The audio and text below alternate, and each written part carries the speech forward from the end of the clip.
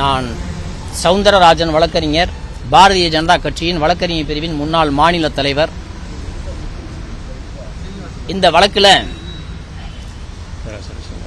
பாரதிய ஜனதா கட்சியின் மாநில பொதுச் செயலாளர் பேராசிரியர் ராம ஸ்ரீனிவாசன் அவர்களின் சட்டப்படியான ஒரு முன்னெடுப்பு, சத்தியப்படியான ஒரு முன்னெடுப்பு, தலித்துக்களுக்கான ஒரு முன்னெடுப்பு,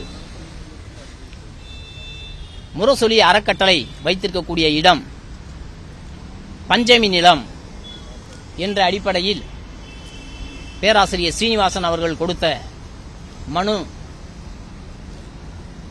தாழ்த்தப்பட்டோர் ஆணையத்தில் சமர்ப்பிக்கப்பட்டு, தாழ்த்தப்பட்டோர் ஆணையம் முரசொலி அறக்கட்டளைக்கு சம்மன் அனுப்பி விசாரணைக்கு முடிவெடுத்தது. இந்த நிலையில் திமுகவை சேர்ந்த அமைப்பு செயலாளர் ஆர்.எஸ். பாரதி அவர்கள் அந்த விசாரணைக்கான தடை கோரி ப்ரோஹிபிட்டரி ரிட் சென்னை உயர்நீதிமன்றத்தில் தாக்கல் செய்தார். அனைத்து தரப்பு வாதங்களையும் கேட்டதின் அடிப்படையில் பாரதிய ஜனதா கட்சியின் மாநில பொதுச் செயலாளர் ராம ஸ்ரீனிவாசனுடைய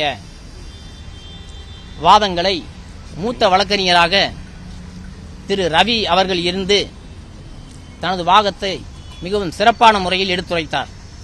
அந்த வாதத்தின் அடிப்படையில் ஆர்.எஸ். பாரதி அவர்கள் தொடுத்த இந்த ப்ரோஹிபிஷன் ரிட் டிஸ்மிஸ் செய்யப்பட்டிருக்கிறது. கமிஷனுக்குரிய முழு அதிகாரமும் உண்டு என்றும் அதன் அடிப்படையில் ஃப்ரெஷ் நோட்டீஸ் இஷ்யூ பண்ணப்பட்டு முரசொலி அறக்கட்டளைக்கு எதிராக விசாரணைகள் தொடரலாம் என்பது இன்றைக்கு உயர்நீதிமன்றத்தினுடைய உத்தரவாக இருக்கிறது. தேசிய கமிஷன் சம்மன் இஷ்யூ பண்ணும். அதாவது முரசொலி அறக்கட்டளைக்கு சம்மன் இஷ்யூ பண்ணும். They have to answer before. செல்லாதுன்னு சொல்லல. அதாவது என்ன சொல்றாரு, அதாவது ஆர்.எஸ். பாரதி என்ன கேட்கிறாருன்னா, இந்த விசாரணையை நடத்தக்கூடாது, இந்த அதிகாரம் கோர்ட்டுக்கு கிடையாது, கமிஷனுக்கு கிடையாது அப்படின்னு சொல்லி கோர்ட்டுக்கு வந்தார். அது தப்பு. கமிஷனுக்கு முழு அதிகாரம் இருக்கு அப்படிங்கிறது நீதிமன்றத்தினுடைய இன்றைய இந்த டிஸ்மிஸல்ல நமக்கு தெரிய வரும். செய்திகளை உடனுக்குடனும் துல்லியமாகவும் தெரிந்து கொள்ள சப்ஸ்கிரைப் பண்ணுங்க.